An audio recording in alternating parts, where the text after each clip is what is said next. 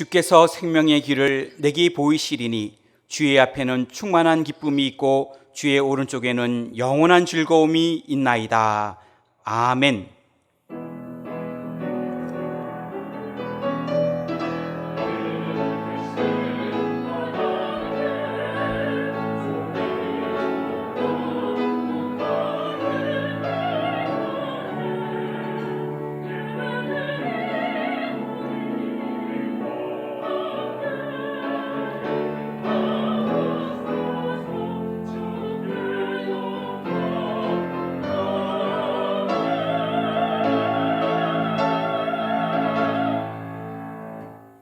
다 같이 찬송가 69장 1절을 부르시겠습니다.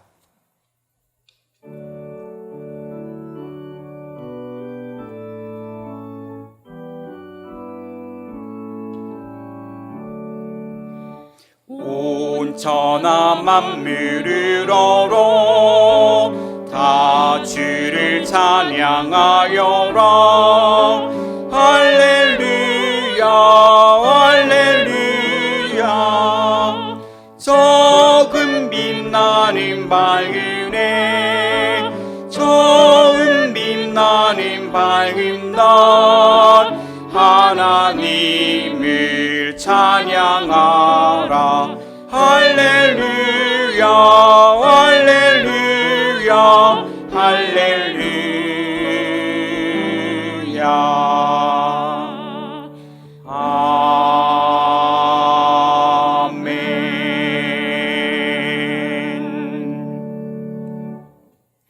지난 한 주간을 돌이켜보며 간절한 마음으로 참회의 기도를 다 함께 드리겠습니다.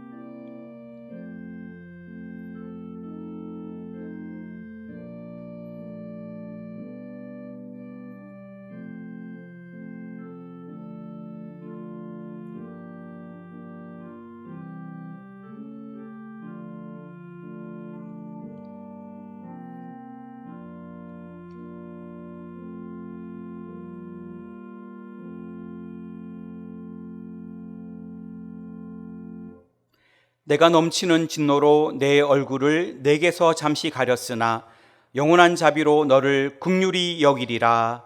아멘. 성시교독은 교독문 32번, 시편 71편입니다. 성시교독은 교독문 32번, 시편 71편입니다. 여호와여, 내가 주께 피하오니 내가 영원히 수치를 당하게 하지 마소서.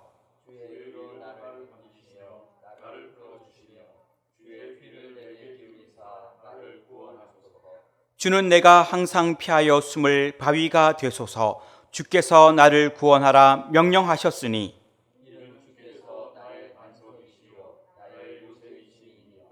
나의 하나님이여, 나를 악인의 손 곧 불의한 자와 흉악한 자의 장중에서 피하게 하소서.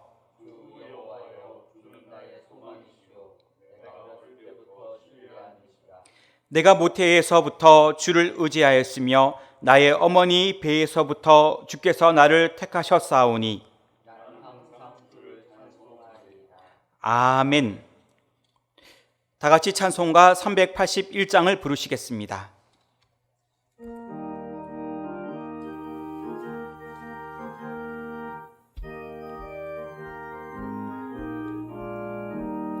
나 캄캄한 밤 죄의 길에 방황했으나 주 크신 사랑 비칠 때 곧 어둠 떠났네. 사랑의 빛 오늘 내 맘에, 사랑의 빛 항상 있도다. 내가 예수 믿고 죄짐 벗으는 마음속에 항상 그 빛이 있도다. 저 검은 구름 하늘 덮고 풍랑이 일어나 온 세상 캄캄하여도 내 맘에 빛 있네. 사랑의 빛 오늘 내 맘에 사랑의 빛 항상 있도다. 내가 예수 믿고 죄짐 벗으는 마음속에 항상 그 빛이 있도다. 나 빛 가운데 행할 때에 주와 함께하니 이 어두운 세상 등지고 나 전진하리라. 사랑의 빛 오늘 내 맘에 사랑의 빛 항상 있도다. 내가 예수 믿고 죄짐 벗으는 마음속에 항상 그 빛이 있도다. 나 넓게 퍼진 저 들판을 지나갈 때에 저 영광스러운 그 열매 다 추수하겠네. 사랑의 빛 오늘 내 맘에 사랑의 빛 항상 있도다. 내가 예수 믿고 죄짐 벗으는 마음속에 항상 그 빛이 있도다. 나 잠시 후에 영광의 빛 내게 비칠 때 그 영광스런 주 얼굴 나 친히 뵙겠네. 사랑의 빛 오늘 내 맘에 사랑의 빛 항상 있도다. 내가 예수 믿고 죄짐 벗으는 마음속에 항상 그 빛이 있도다. 이경렬 장로님께서 기도하시겠습니다.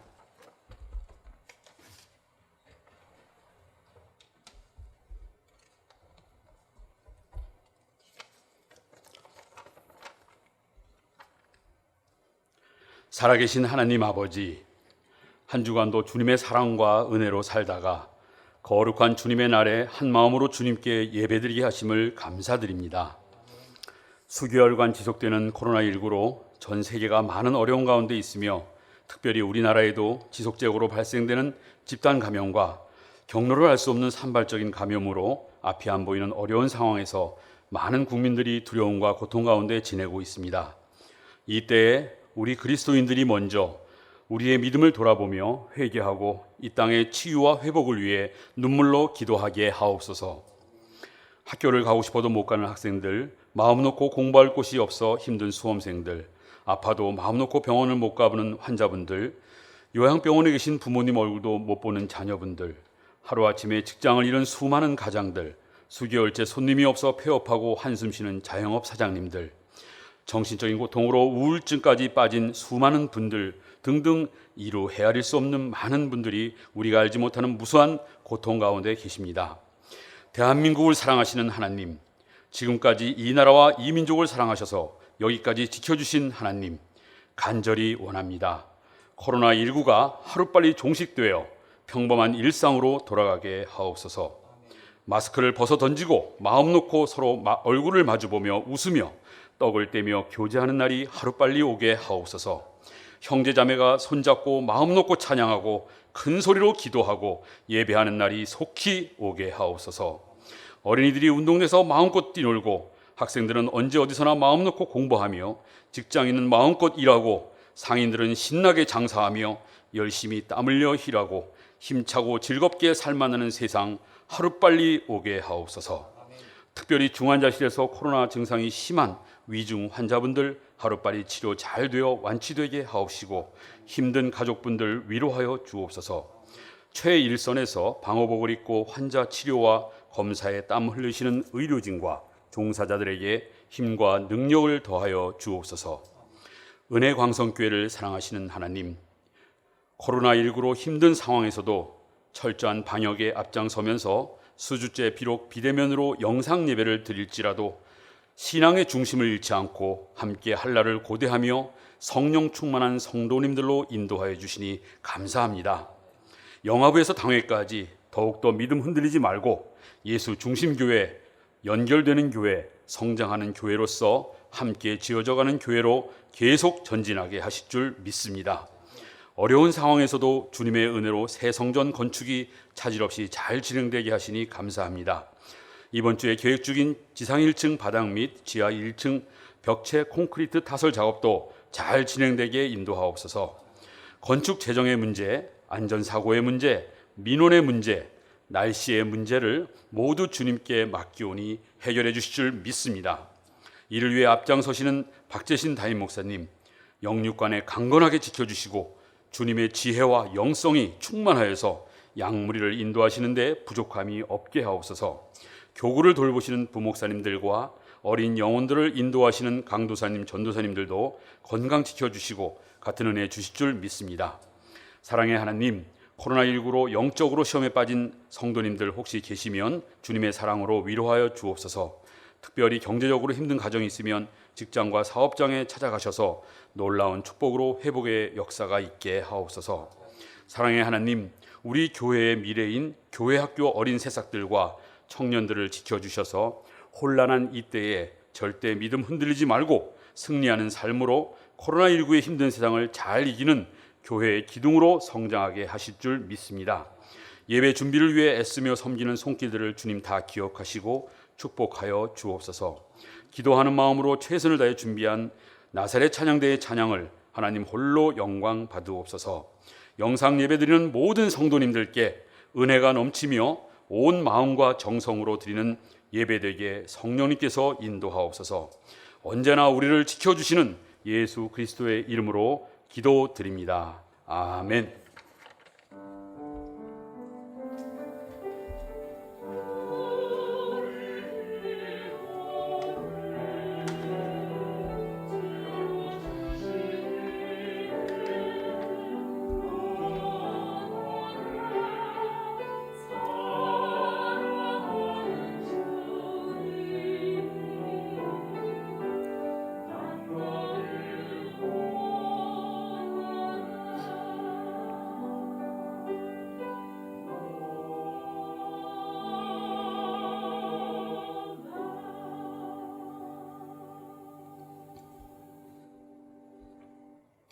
하나님의 말씀은 요나서 1장 11절로부터 17절까지의 말씀입니다. 구약 성경 1287쪽입니다. 하나님의 말씀은 요나서 1장 11절로부터 17절까지의 말씀입니다. 구약 성경 1287쪽입니다. 바다가 점점 흉용한지라 우리가 그에게 이르되 우리가 너를 어떻게 하여야 바다가 우리를 위하여 잔잔하겠느냐 하니 그가 대답하되 나를 들어 바다에 던지라. 그리하면 바다가 너희를 위하여 잔잔하리라.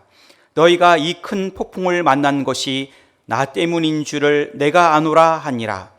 그러나 그 사람들이 힘써 노를 저어 배를 육지로 돌리고자 하다가 바다가 그들을 향하여 점점 더 흉용함으로 능히 못한지라.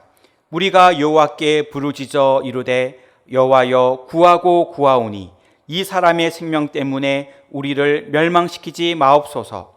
무죄한 피를 우리에게 돌리지 마옵소서. 주 여호와께서는 주의 뜻대로 행하심이니이다 하고 요나를 들어 바다에 던지매 바다가 뛰노는 것이 곧 그친지라. 그 사람들이 여호와를 크게 두려워하여 여호와께 제물을 드리고 서원을 하였더라. 여호와께서 이미 큰 물고기를 예비하사 요나를 삼키게 하셨으므로 요나가 밤낮 3일을 물고기 뱃속에 있으니라. 아멘.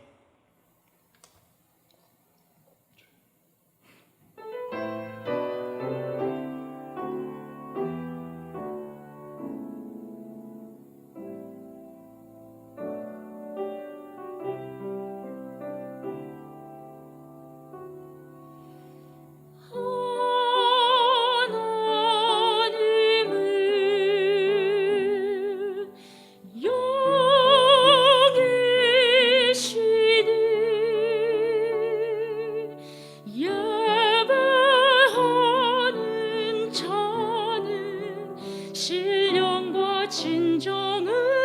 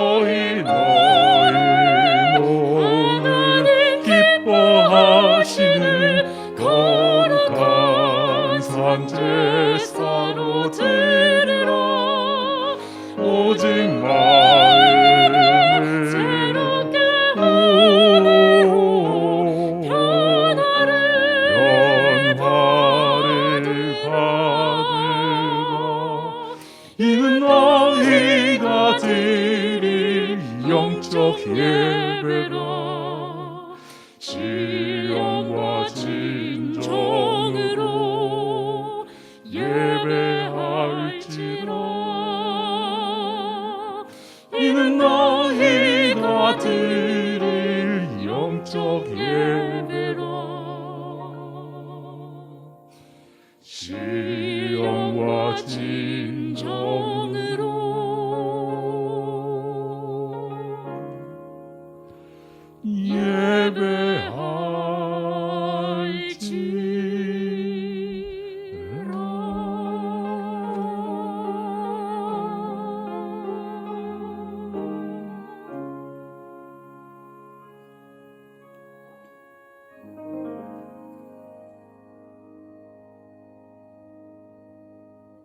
아멘.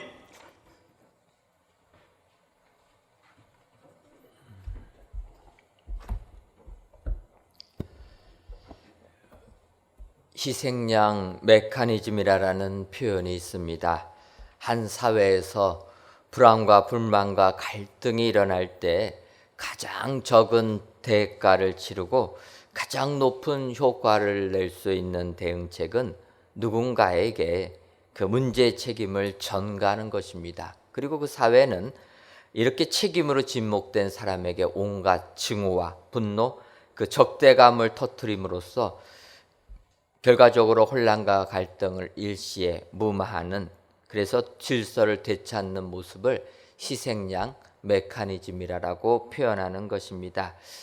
이 표현은 스탠퍼드 교수이자 프랑스 현대 지성을 대표하는 문화연구가인 르네 지라르시가 그에 져서 희생양이라는 책에서 주창했던 내용입니다. 이 단어의 원어는 영어로는 스케이프고트라고 표현하고 있습니다. 스케이프라는 것은 내쫓다, 그리고 고트는 염소를 의미하는데 그것은 성경에서 기원하고 있음을 알 수가 있습니다. 레위기 16장 10절을 보면 아사셀을 위하여 제비 뽑은 염소는 산채로 여호와 앞에 두었다가 그곳으로 속죄하고 아사셀을 위하여 광야로 보낼지니라 라는 표현이 있습니다. 하나님께 드리는 염소로 예물을 드릴 때 한 마리는 하나님께 드리고 다른 한 마리는 아사셀을 위하여서 광야로 보내는 염소가 있다라는 것입니다. 그래서 이 염소를 내쫓기는 염소, 그래서 스케이프고트라고 표현하는데 이 르네 지라르시는 이 단어를 가지고 희생양 메커니즘 이렇게 표현하는 것입니다. 근데 이제 우리는 이 내쫓기는 염소, 이것을 희생양이라 표현합니다. 염소인데 양이라 이렇게 표현하는 것은 이 문자적인 해석보다는, 번역보다는 내용적으로 번역을 했다. 그래서 희생을 당하는 양들을 생각하면서 내쫓기는 염소보다는 희생양이라 표현했고, 어찌 보면 이것은 우리 사회에서도 그대로 차용하여서 기독교에서 나온 용어임에도 불구하고 세상에서도 많이 쓰고 있는 단어입니다. 그런데 어찌 보면 이 희생양 메커니즘을 생각하다 보니까 이것은 지금도 우리 사회에서 너무나 많이 작동하고 있다, 이러한 생각을 하게 되는 것입니다. 특별히 요즘 그리스도인들이 당하는 것이 이런 것이 아닌가 하는 생각입니다.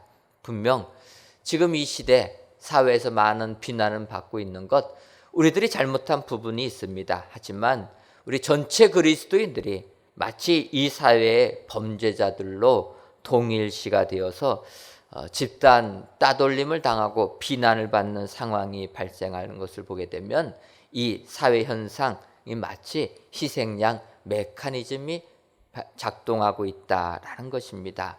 이럴 때 여러분, 이 사회에서 이렇게 희생양을 찾아서 희생양을 공격하는 이 희생양 메커니즘이 작동되었을 때 희생당하는 우리들은 어떠한 자세를 가지고 이 고난을 극복해야 하겠습니까? 오늘 택한 요나서를 보게 되면 희생양 메커니즘이 작동될 때 여기에 반응하는 요나의 모습을 배울 수가 있습니다. 따라서 이 시간 요나의 모습을 찬찬히 살펴보시면서 이 험악하고 힘든 세상, 믿음 생활하기 너무나도 힘들 때 요나처럼 믿음을 잘 극복하여서 이 고난을 극복하여서 믿음 생활에 성공하시는 축복의 성도님들이 되시기를 주님의 이름으로 축원합니다. 그렇다면 이제 우리가 요나서를 들어가기 전에 요나서 1장 시작부터 보게 되면 우리가 잘 아는 대로 하나님께서 요나에게 임하여서 너는 니느웨에 가서 회개를 선포하라 명하십니다. 그런데 그 하나님의 명령을 받은 요나는 하나님의 말씀이 마음에 들지 않습니다. 구원은 이스라엘 백성들 하나님으로부터 택하심을 입은 선민들이 구원을 받는 건데 이 니느웨 사람들은 이방인인데 그들에게 회개를 선포해서 구원을 주신다는 것 요나는 용납할 수가 없게 된 것입니다. 그래서 요나는 하나님의 뜻하고 정반대로 니느웨로 가지 아니하고 다시스로 가는 배를 타게 된 것입니다. 그런데 다시스행 배를 타고 이제 다시스로 가다 보는데 중간에 큰 풍랑이 불어서 배가 파선 직전에 이르게 되었습니다. 그러니까 선장을 비롯해서 선원들이 그 배가 파선당하지 않기 위해서 먼저는 배에 있는 물건들을 다 바다에 내어 버립니다.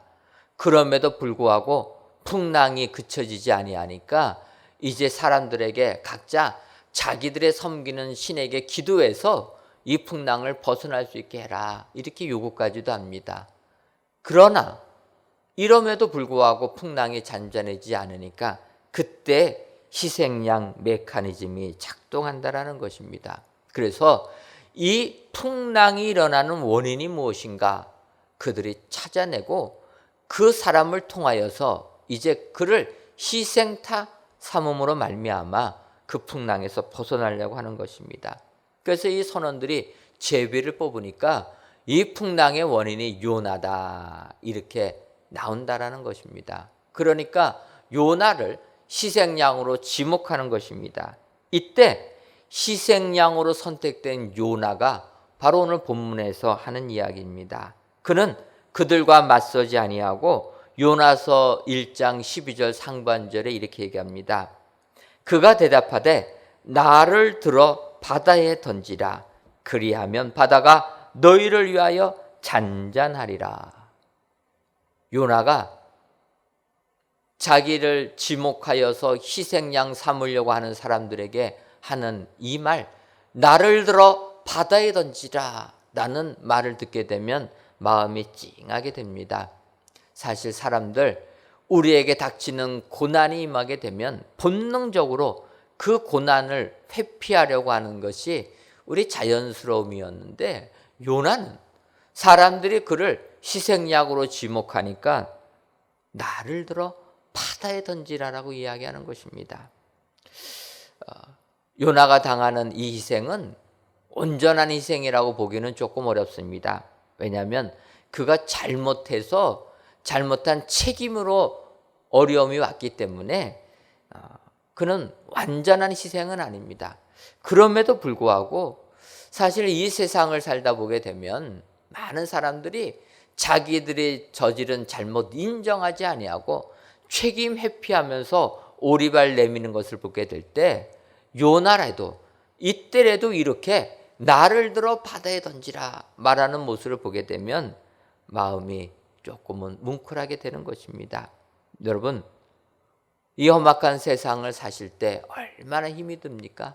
세상은 이 어려움 속에서 희생양 찾기에 급급하여서 우리들을 눈여겨보고 있는 이런 세상, 정말 마음 편하게 예배당 한번 나와서 예배드리기가 어려운 이런 상황 속에서 여러분, 이 어려운 세상 어떻게 사십니까? 아무리 힘들어도 고난 회피하지 마시고 요나를 배우시는 여러분 되시기를 바랍니다. 요나처럼 당당히 나를 들어 바다에 던지라 이렇게 외치시는 성도님들이 다 되셔서 요나처럼 하나님이 주신 축복이 여러분들의 삶 가운데 임하시기를 주님의 이름으로 축원합니다. 그렇다면 요나처럼 나를 들어 바다에 던지라. 당당하게 외칠 수 있는 사람은 어떠한 사람입니까? 첫째로 자신이 한 행동에 책임지는 사람입니다. 오늘 본문 요나서 1장 12절을 보게 되면 그가 대답하되 나를 들어 바다에 던지라. 그리하면 바다가 너희를 위하여 잔잔하리라. 너희가 이 큰 폭풍을 만난 것이 나 때미는 줄을 내가 아노라 하니라. 이렇게 요나는 이야기하고 있습니다. 요나는 선원들이 지목하게 되니까 내가 하나님의 얼굴을 피했기 때문에 이렇게 이 배가 어려움을 겪게 되었다. 자신의 잘못, 자신의 죄를 고백하고 그 고백에 따른 행동에 책임지는 모습을 보여주고 있다라는 것입니다. 이처럼 요나의 책임지는 사람, 내가 한 행동에 책임질 줄 아는 사람이 축복의 사람이 되는 줄 믿습니다. 어제 한 가정 결혼 예배를 인도하고 왔습니다. 코로나19가 있어가지고 요즘 참으로 결혼식 하기가 어렵습니다. 이 가정도 원래는 봄에 결혼식을 하려고 했는데 그래서 청첩장까지 다 찍었는데 코로나19가 발생해서 어려움을 겪게 되니까 가을로 미뤘던 것입니다. 그래서 이제 가을에는 조금 결혼식을 할 수 있겠다 생각이 들었는데 코로나19 재확산이 되니까 어려워진 겁니다. 그러니까 어떡합니까? 또다시 청첩장 찍어서 보냈는데 세 번째는 할 수가 없어가지고 그냥 어제 결혼식을 했습니다. 그래도 결혼식장 많은 사람은 오지 못하지만 제한적인 인원이지만 많은 분들이 오셔서 또 축복해 주는 거 보면서 마음에 기쁨이 넘쳤고 하나님께서 그 가정 은혜로 축복해 주시는 귀한 가정 삼아 주실 줄 믿습니다. 이렇게 남자와 여자가 만나서 한 가정을 이루는 것이 어찌 보면 이 사회의 근간이 됩니다. 근데 여러분 이렇게 남자와 여자가 만나서 가정을 이루게 되면 가정을 꾸리면 그 가정은 그 가정에 따르는 책임이 만다라는 것입니다. 남편으로서의 책임, 아내로서의 책임, 아버지로서의 책임, 어머니로서의 책임이 그 가정에 임하게 된다라는 것입니다. 여러분 이 땅에 지금도 많은 아버지들이 아침에 출근할 때 가슴에는 사직서 품고 간다라는 거예요.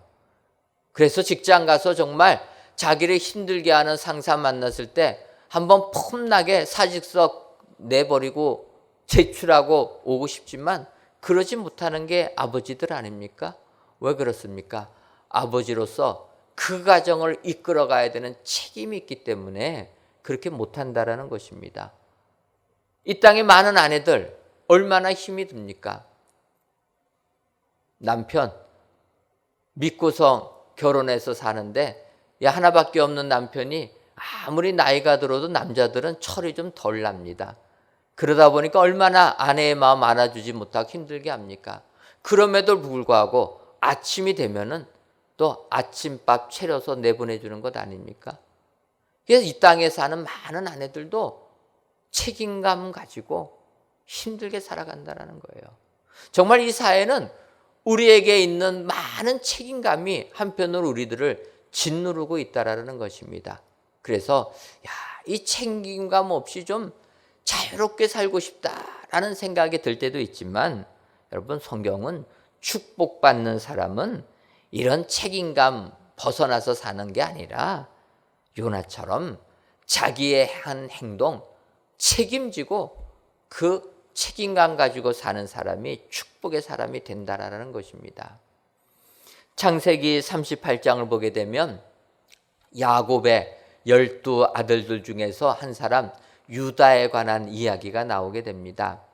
유다에 관한 이야기는 많이 나오지 않지만 유다는 예수님이 유다의 가문에서 태어나게 되는 축복의 조상이 유다라는 것입니다. 근데 이 38장을 보게 되면 유다라는 사람이 어떤 사람인가 짧게 우리가 살펴볼 수가 있습니다. 유다가 결혼해서 아들들을 3명을 낳았습니다. 그래서 장가를 보냈는데 불행하게도 장남이 결혼해서 자녀를 낳기 전에 죽고 말게 됩니다. 그런데 그 당시 유대법에는 이렇게 결혼한 아들이 자식을 낳지 못하고 죽게 되면 둘째 아들이 대신 그 가문을 이어주는 의무가 있다라는 거예요. 그래서 둘째 아들을 이 큰 며느리와 같이 살게 해서 큰 아들의 자손을 얻게 하려고 했는데 불행하게도 둘째 아들이 또 죽고 맙니다. 그러니까 유다는 나머지 막내 아들 하나가 남았는데 이 아들 큰 며느리에게 보내기가 두려운 겁니다. 그래서 보내주지 않게 됩니다.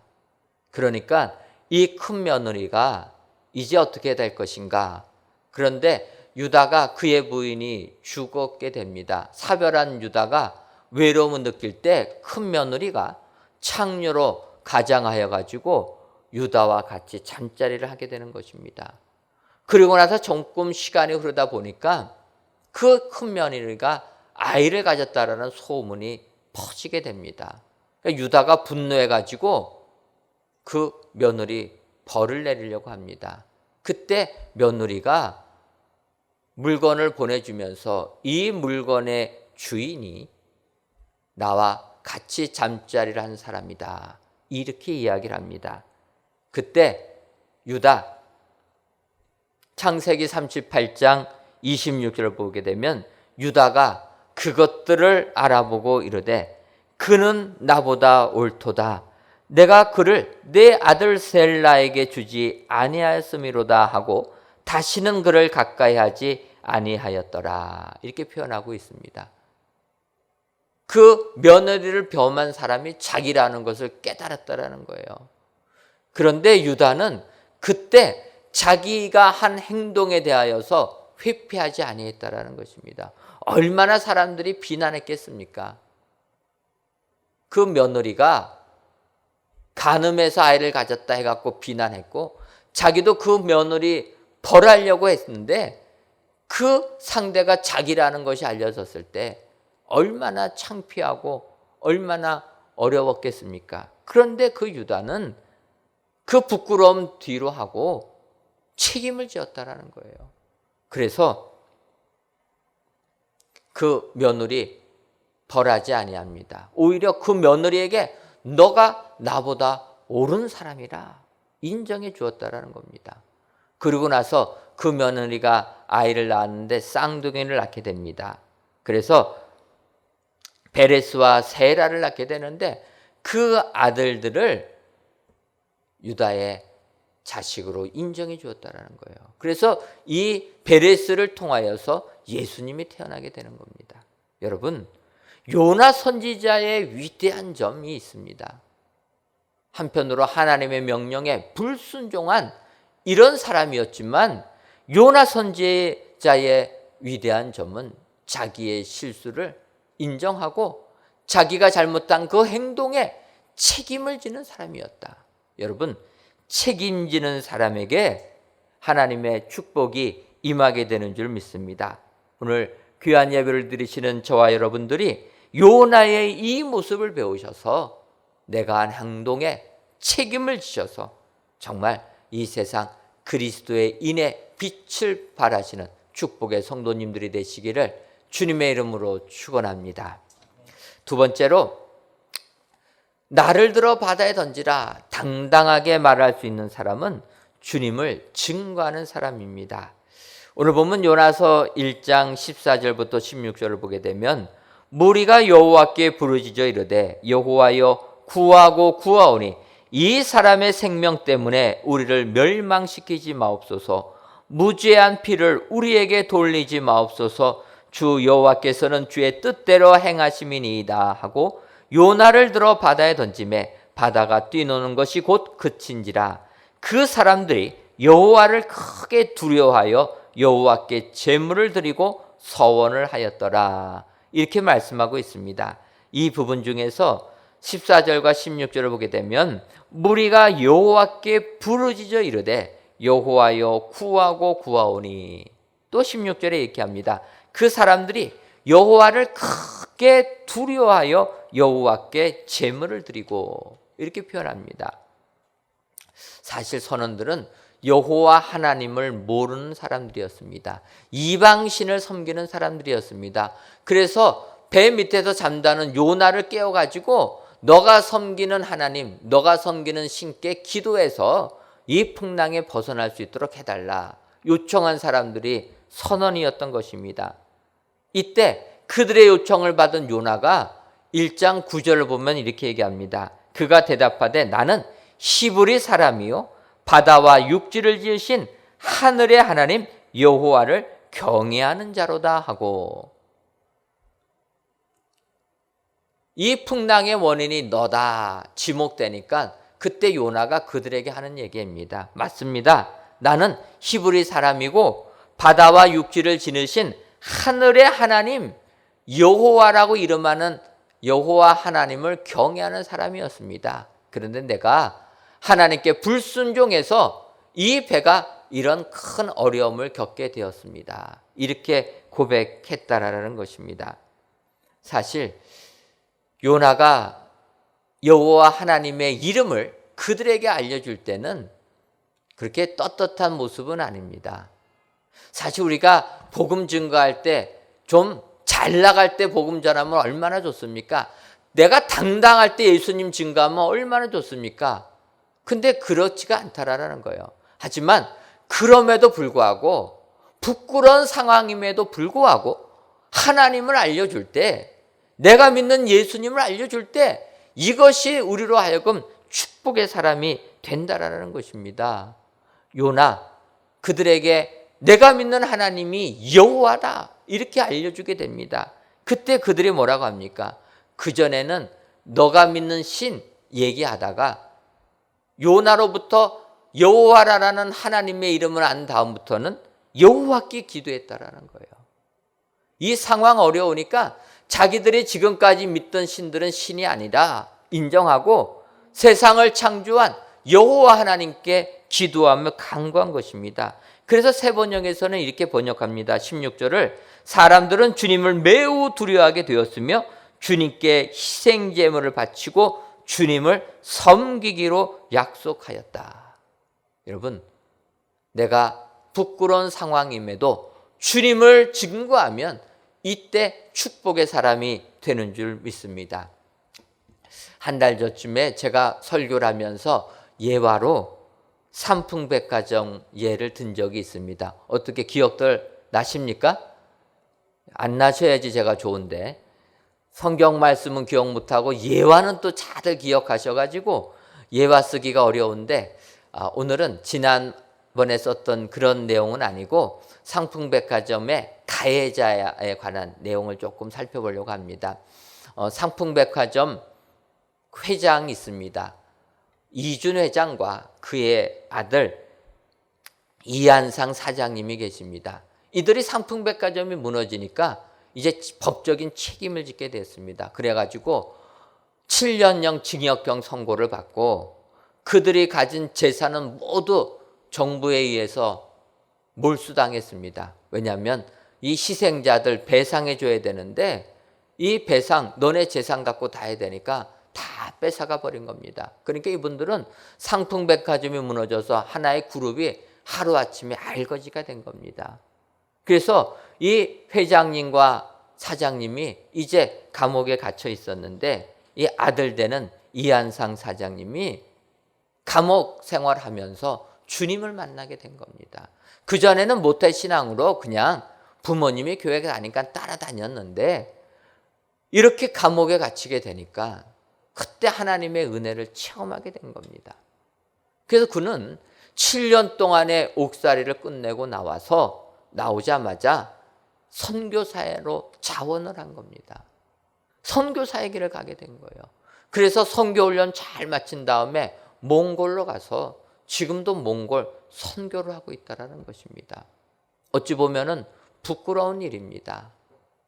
하지만 부끄러움에도 불구하고 그는 선교사로 다짐을 하고 지금도 나가서 주의 복음 증거할 때 하나님의 크신 은혜가 임하게 되는 줄 믿습니다. 이 이한상 선교사님은 이렇게 고백합니다. 내가 10년만 먼저 주님을 만났더라면 더욱더 많이 주님의 일을 행할 텐데 이런 아쉬움을 표현하면서 지금도 몽골에서 선교를 하고 계십니다. 여러분, 정말 우리 인간들은 불안정하기 때문에 실수할 수밖에 없습니다. 그래서 이런 실수투성이인 우리가 복음을 증거한다는 것 너무나도 부끄럽습니다. 하지만 이런 부끄러움에도 불구하고 하나님을 증거할 때 요나처럼 축복의 사람들이 다 되는 줄 믿습니다. 오늘 귀한 예배를 드리시는 저 여러분들이 주의 복음 증거하여서 하나님이 주시는 은혜가 여러분들의 삶 가운데 임하시기를 주님의 이름으로 축원합니다.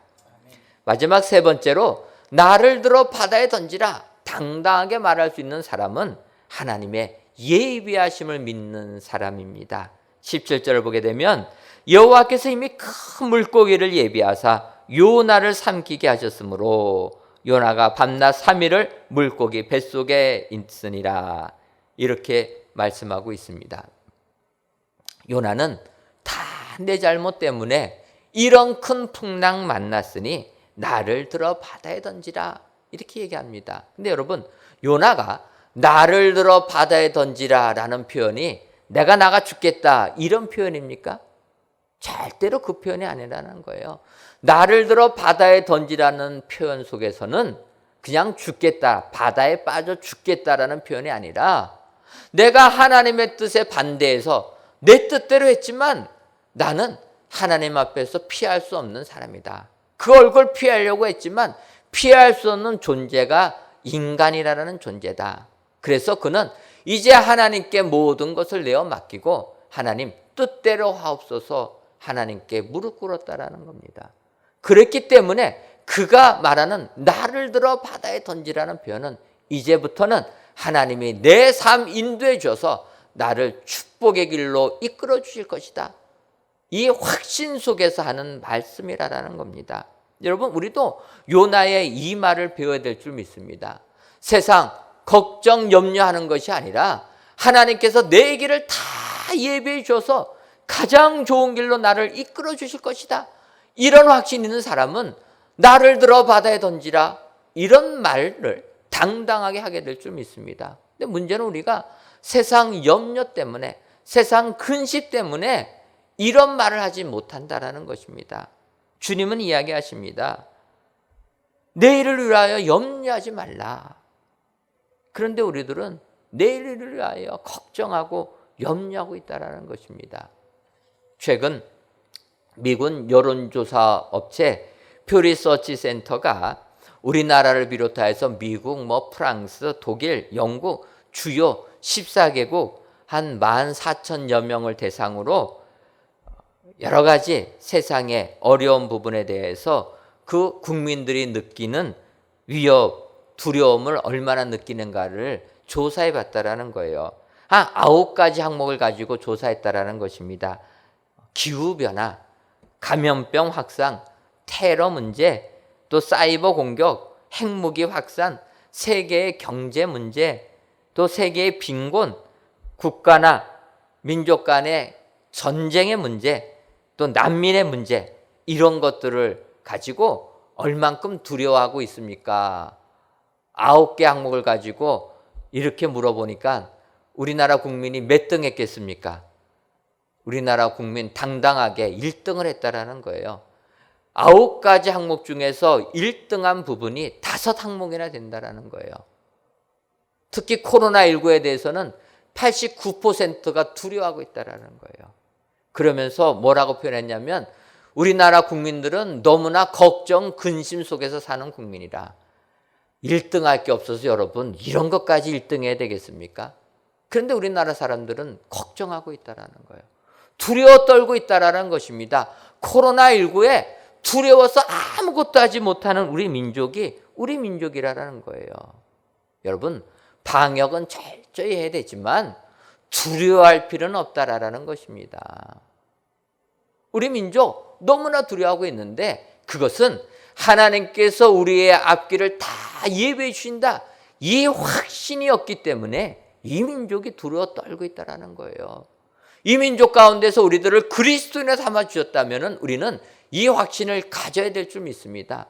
세상은 두려워 떨고 있어도 우리는 하나님께서는 택한 자들 그 앞길을 예비해 주시고 가장 좋은 길로 인도해 주신다. 이 확신이 있게 되면 우리는 세상을 이기게 되는 줄 믿습니다. 오늘 하루하루를 힘들게 버티시는 여러분들, 아무리 세상이 힘들고 어려워도 오늘 하나님 택해 주신 하나님의 백성들은 하나님께서 책임져 주시고 이끌어 주신다. 이 확신 가지고 이 어려움을 이기셔서 세상을 향하여 당당히 나를 들어 바다에 던지라 외칠 줄 아는 축복의 성도님들이 다 되시기를 주님의 이름으로 축원합니다. 기도하겠습니다. 하나님, 코로나19 재확산으로 인하여서 성전에 모이지 못하고 각 가정에서 예배를 드린 지 벌써 4주째가 되고 있습니다.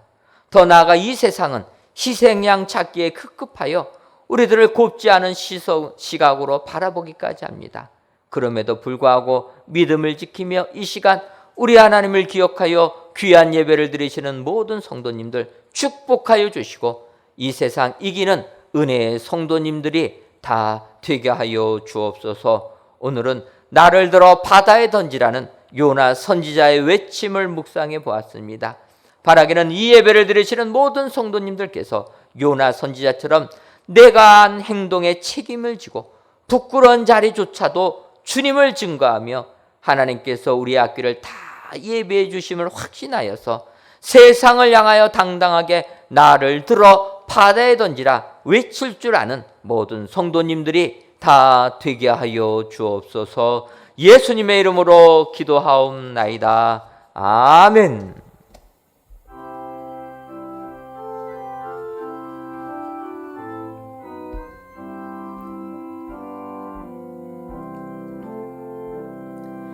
주의 곁에 있을 때 마음이 든든하오니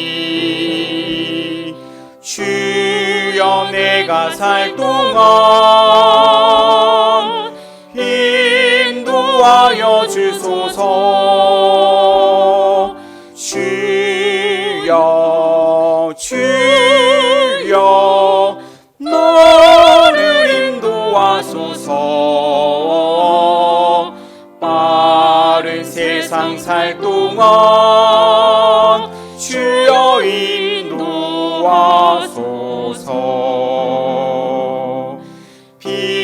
피난처인의 주여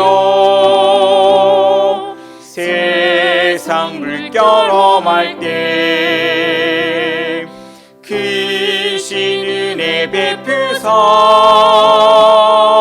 나를 숨겨주소서. 주여 주여 나를 인도하소서. 빠른 세상 살 동안 주여 인도하소서. 세상 풍파 지나는 영화로운 나라와 눈물 없는 곳으로 들어가게 하소서. 주여 주여 너를 인도하소서. 빠른 세상 살 동안 주여 인도하소서.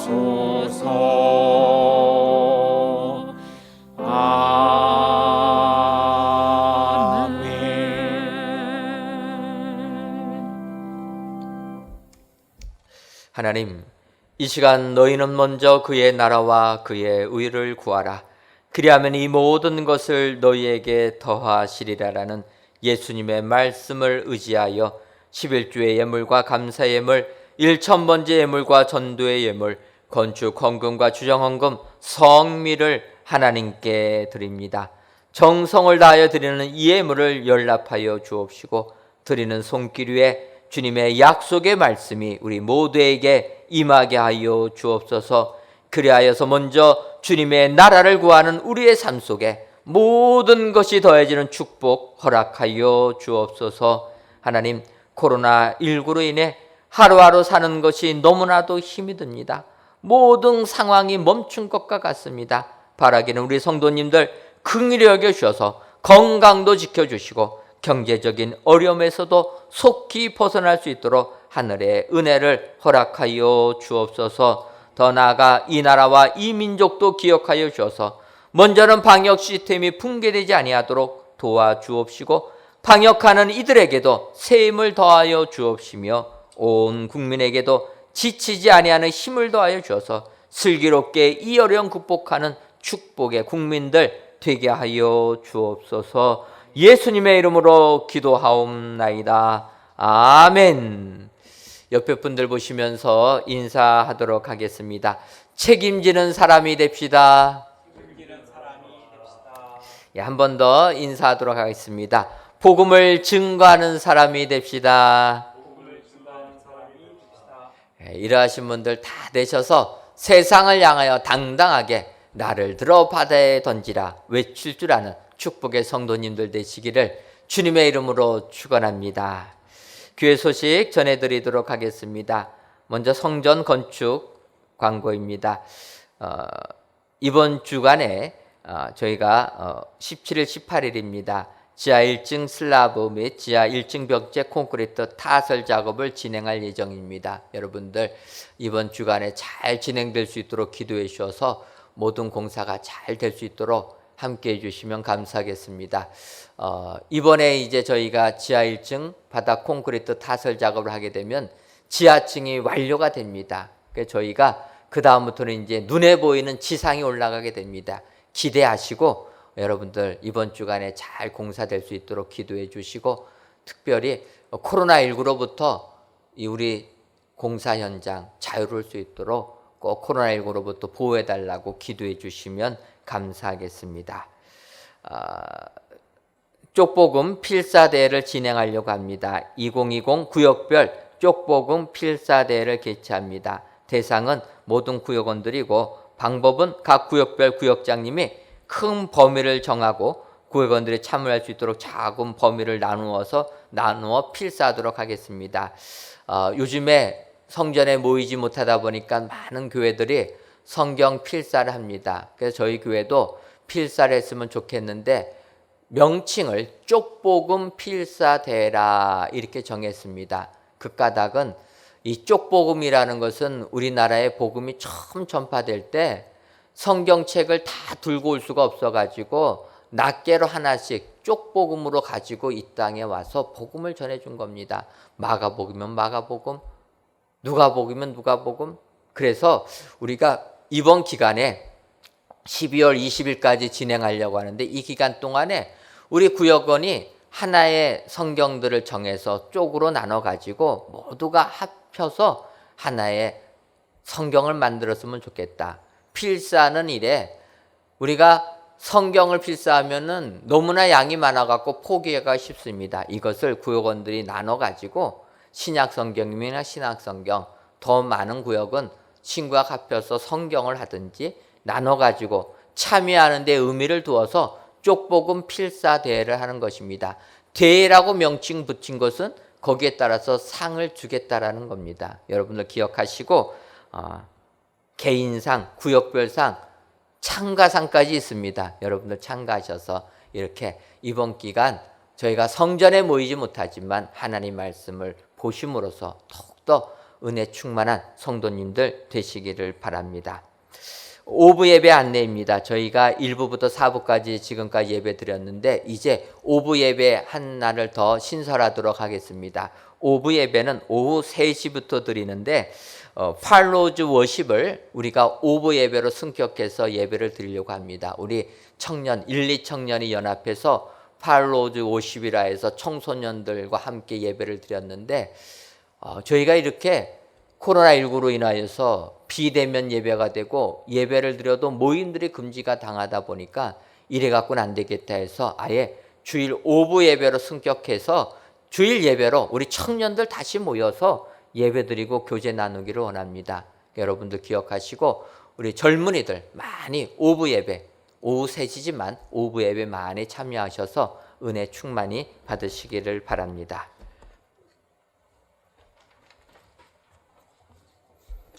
다 같이 찬송가 351장 4절을 부르시겠습니다.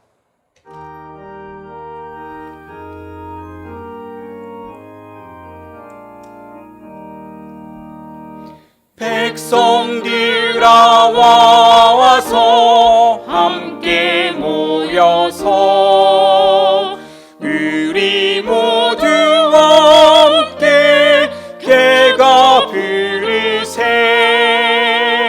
영원토록 영광과 권세 찬송을 우리 임금 주께 돌려보내세 믿는 사람들은 주의 군사니 앞서가신 주를 따라갑시다.